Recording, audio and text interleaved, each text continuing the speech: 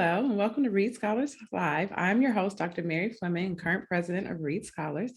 Today, I'm excited to be joined by Marsha McDougal, who is a food and lifestyle blogger and breast cancer survivor. Hi, welcome. How are you?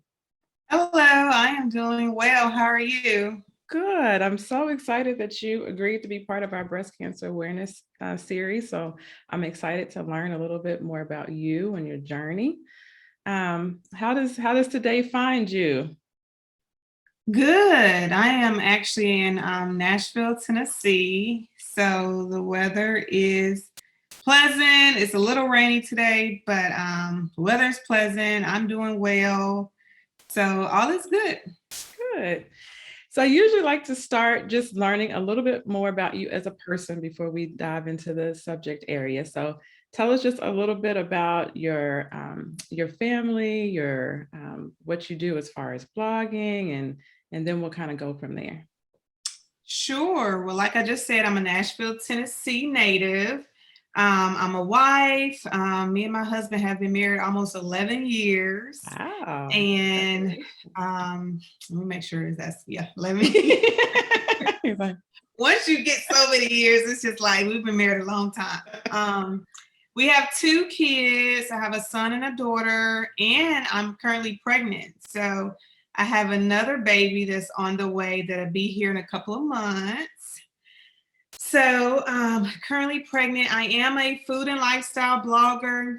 So I love sharing healthy-ish. I like to say healthy-ish because sometimes I kind of dip into just like, the good stuff. But healthy-ish recipes on my blog and my YouTube channel. So I'm also a YouTuber.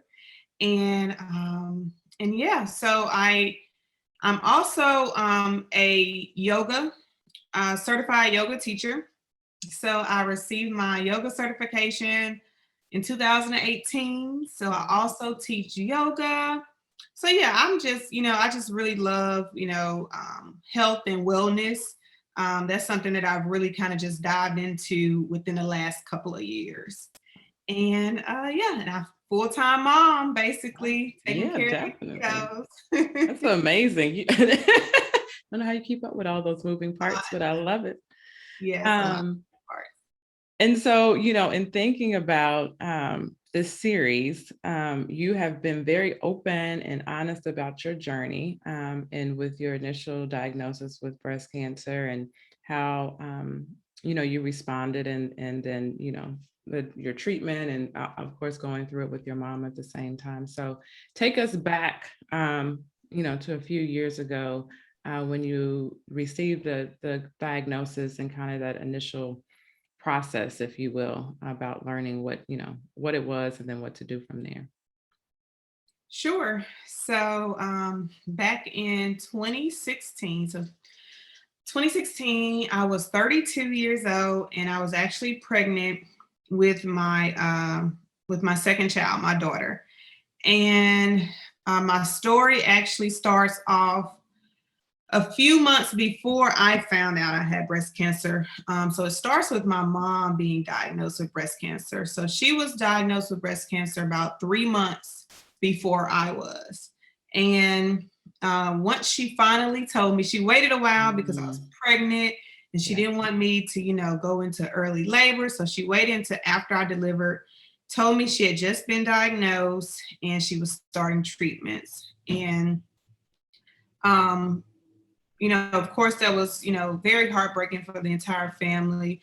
But we knew my mom, was strong and she would be able to, fight through it. And we were all, praying for her. So after I had the baby, I went to my 6-week checkup with my doctor. I know you're a doctor. I went to my 6-week checkup for her to, check and make sure everything was okay, especially after you have a C-section. And so while I was there, it's my OBGYN. I said, hey, while I'm here, I just found out that my mom was diagnosed with breast cancer. Even though I'm 32, should I be concerned? Is there anything I need to do to get checked? Should I go ahead and get a mammogram? As you know, they really don't like doing mammograms until you get 40. But since my mom was just diagnosed, I felt like I should ask. And my doctor at the time told me no. She said that, number one, because my mom had gotten breast cancer later in life, and you may be able to speak to this more, but since my mom had got breast cancer later in life, and since I was in my 30s and I was still young, that I didn't have anything to be concerned about, and that I didn't need a mammogram at the time. I would just keep coming in for my annual checkups. I said, okay. So I kind of felt relieved. That is the doctor. She knows best. And so I went about my day. And so about 3 to 4 weeks after that appointment, I am breastfeeding my daughter. And while I'm breastfeeding, I feel a lump in my breast. Immediately I'm just like, because it's a nice solid size, it's not small. So, of course, my mind went to my mom, but I was like, I was just at the doctor. It can't be that. But I went in anyway, and I went and had it checked out. And I actually went to my primary care physician first to get it checked out. And they're the ones who actually sent me to actually have more tests done. They're like, oh, it could be like a cyst, but we're not sure. So I went and had an ultrasound. I went and had a mammogram. And then based off of those two, they said, yeah, I think we're going to have to do a biopsy just to make sure. So I had the biopsy done. It just so happens, Mary, that I had a trip planned the exact same time that this was all going on. It was to Disney World. When you plan a trip to Disney World, it's a big deal. Yes, it is an event. You can't. It's fine. You can't really, cancel that trip. So it was a big trip with my entire family, and we were, headed out. So they said the results are going to come in while you're at your trip. Is it okay? Should we call you? Should we wait to get back? I said, no, just go ahead and call me, because I won't be able to rest until I know. I don't want to just wait until I get back. So I went on my trip to Disney World, get the call, and they tell me, I'm so sorry, but the biopsy came back that it is, cancer, and it's stage 2, triple negative. And so, triple negative is a more aggressive type of cancer. So I'm, devastated. I was a little angry at my doctor. I'm not going to even, lie, because I was like, I was just there a month ago.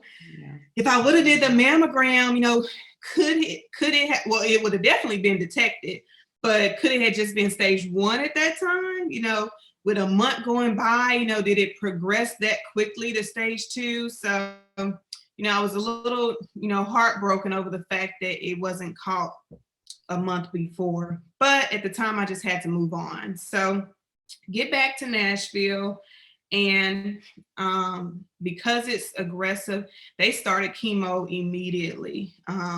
Within 2 weeks, I was getting my port put in, and about a week after that, I was having chemo. So I did 12 rounds of chemotherapy. After that, I had my lumpectomy surgery.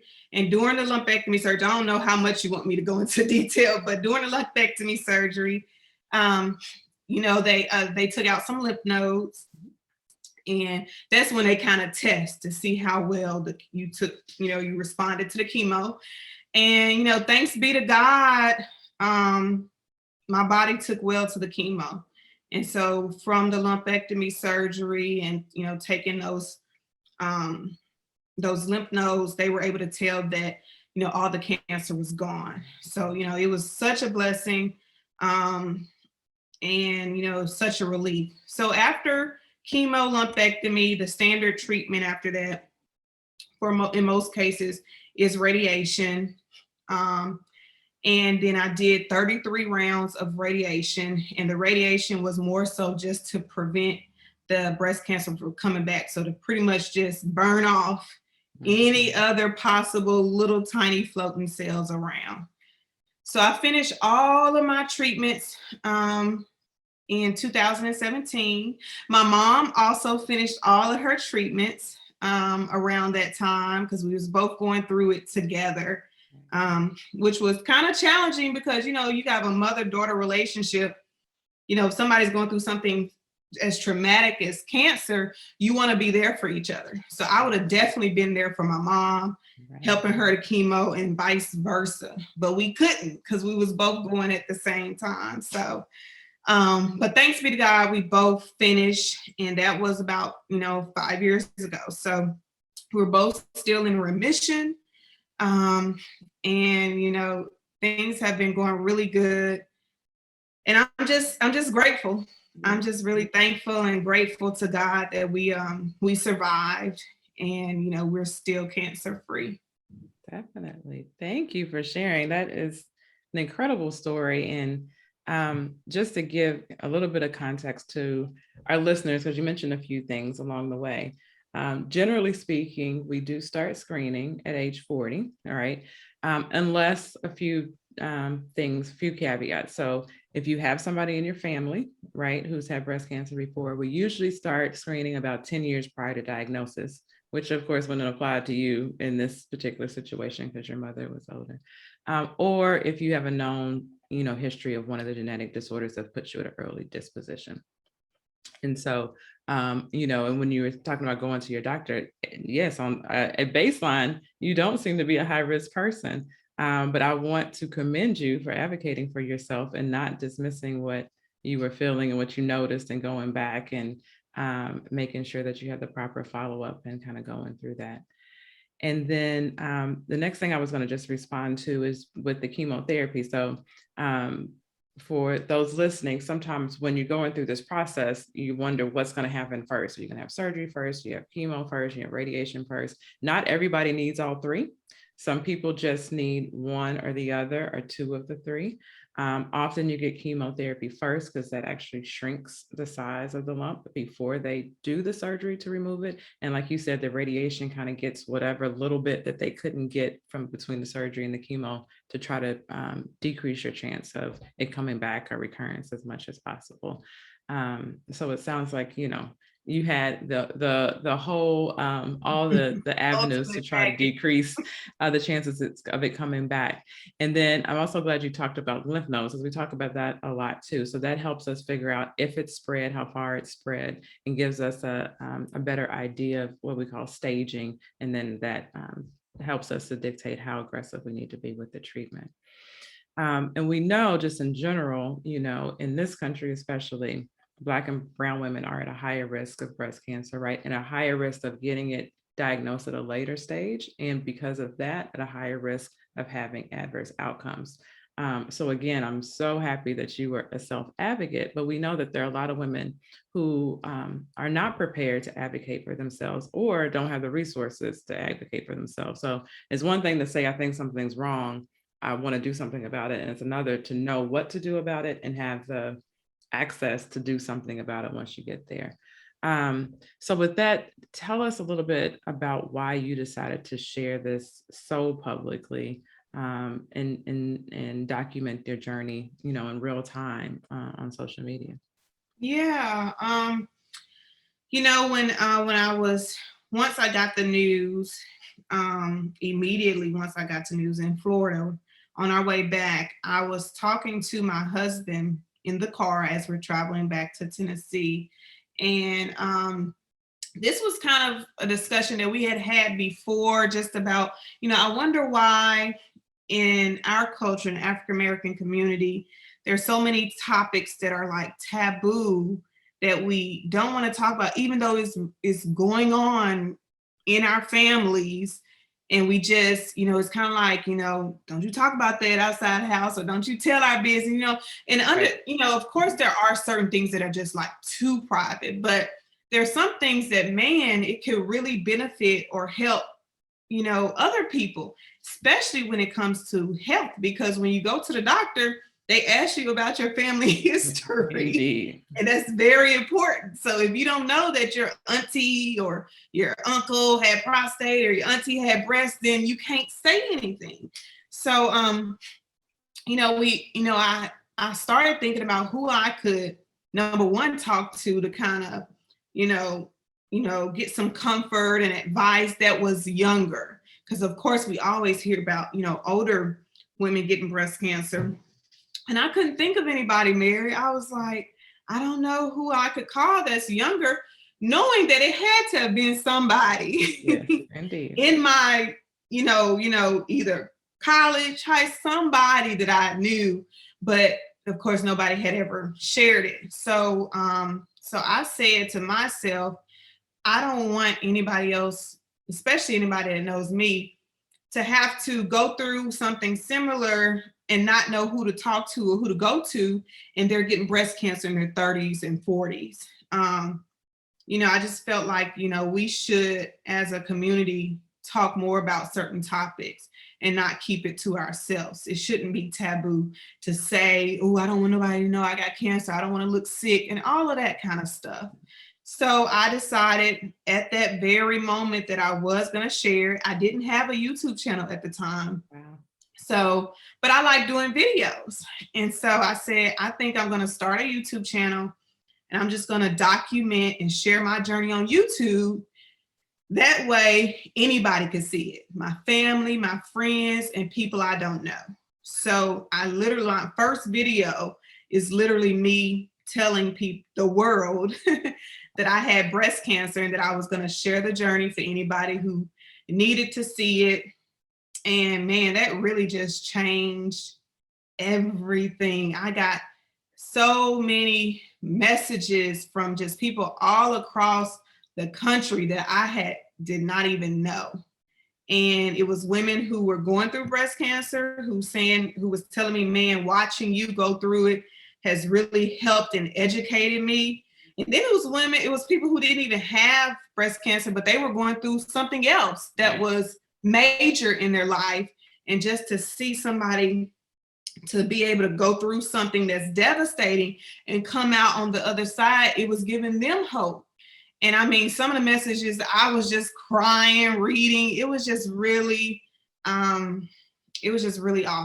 So that is the reason why I decided to share it. And another reason, Mary, is because oftentimes people think that cancer can't happen to them if it doesn't run in their family. And one of the big statistics in breast cancer is that it only falls like within 15% of the people have it in their family. Right, exactly. The rest of the 85%, it doesn't even run in their family. So you can still get it. And so that was another reason why I wanted to bring more awareness to it. Thank you. Yeah, when you were saying that, it reminds me of my mother saying, what happens in this house stays in this house. And it is definitely a sentiment that, right, like you don't go tell all the business to the streets. Mm-hmm. But and to your point, like some things do need to remain private, but there are times when that does disservice us as a community by not sharing, by not understanding what's going on, people feeling isolated and vulnerable. And not having that support network. So I do really appreciate you being willing to share your journey and giving comfort and just validation to so many women out there. One other thing I would like to ask is, so you're currently pregnant. And so this was kind of happened in between or after the last pregnancy. So can you share a little bit how you felt about approaching a new pregnancy and thinking about breastfeeding and all of that? Sure, nervous. Yeah, I can imagine. Super nervous. Me and my husband went back and forth so many times of whether to do it because of the breast cancer. Mm-hmm. And because I found out I had breast cancer last time, right after my pregnancy. Okay. And my doctors actually said there was a chance that I had it while I was pregnant. They said, based off of the stage and everything, chances are you had it while you were pregnant. And it just got, progressively more bigger, more prominent after you had the baby. So took that in consideration. And I also took that in consideration that a lot of breast cancers are fueled by, certain hormones in your body, like estrogen. And so I had to take that in consideration. So, just prayer. But as far as how I felt, definitely nervous. One thing that two things that reassured me was, number one, my breast cancer was triple negative. So it, it wasn't fueled by, estrogen, progesterone, um, those natural hormones in our body. So that kind of gave, even though my oncologist was like, hey, we still gonna have to watch it. Exactly. That kind of gave me some reassurance. And then the second thing was that I took the breast cancer genetic test, the BRCA test, and mine came back negative as far as it being like a genetic mutation or anything like that. So those two things kind of helped. I'm still, a little bit nervous, but, I just have a lot of faith that everything's going to be okay. And we just, really wanted more kids.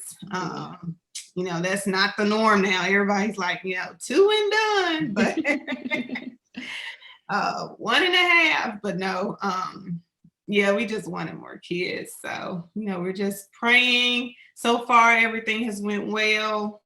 I can't get some of the tests that I usually get that I usually get twice a year, like my MRI with contrast and stuff like that.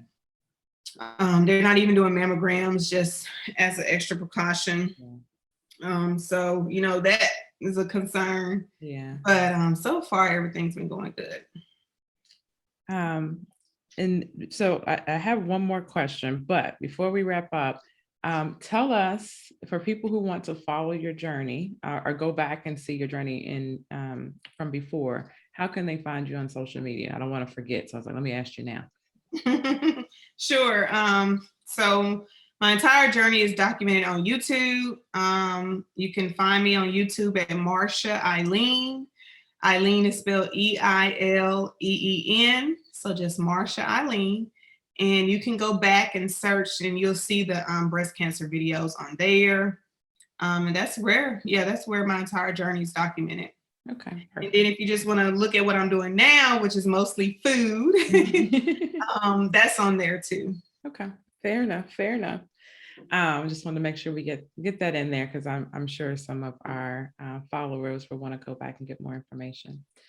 And just as we close, how I usually close this is to ask my guests what they're looking forward to. So, for the past, 18 months, most of our conversations have focused a lot about COVID and kind of the changing landscape of the country, and so many things have happened, outside of our normal everyday struggles in this past 18 months.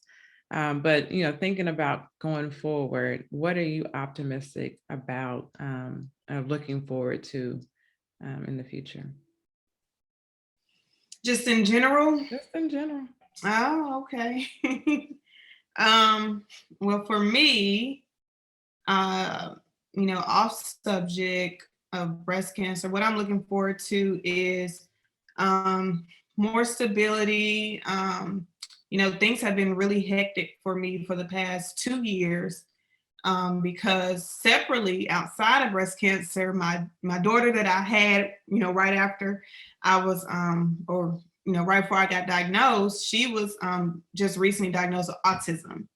And so that has been like just this huge journey. And, I thought breast cancer was hard, but, raising a kid with special needs is even harder.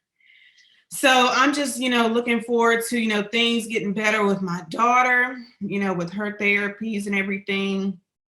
And then things kind of settling from there, because things are really busy right now. Yeah. Yes.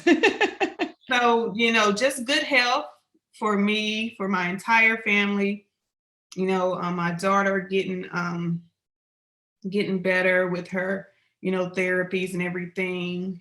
And it's hard to want things after you go through something like cancer. You just want to live, right? So just good health for me and my family, honestly. Yeah. I like it. I think we are often reminded that life comes at you fast, and you have to be as prepared and react as appropriately as you can in the time. And I think what you have reminded us again and again is, yes, this happened, and what do I do now? And reaching out, getting follow-up treatment, with your daughter, getting enrolled in therapy as early as possible. These are things that you can do to mitigate as many adverse outcomes as you can. And again, I just champion you for sharing your story so openly so that others can learn from it and be able to, go through their journey with a little bit more comfort and validation because you've shared so openly. So I really enjoyed talking to you. Thank you so much for being a guest with us. And for you listening, go and check out Marsha and Marsha Eileen on YouTube. And we will look forward. I'm sure we'll be learning something else from you in the near future. So thank you so much. Thank you. Thank you for listening to Read Scholars Live. Please follow us on Facebook, Twitter, or Instagram, or subscribe to our YouTube channel.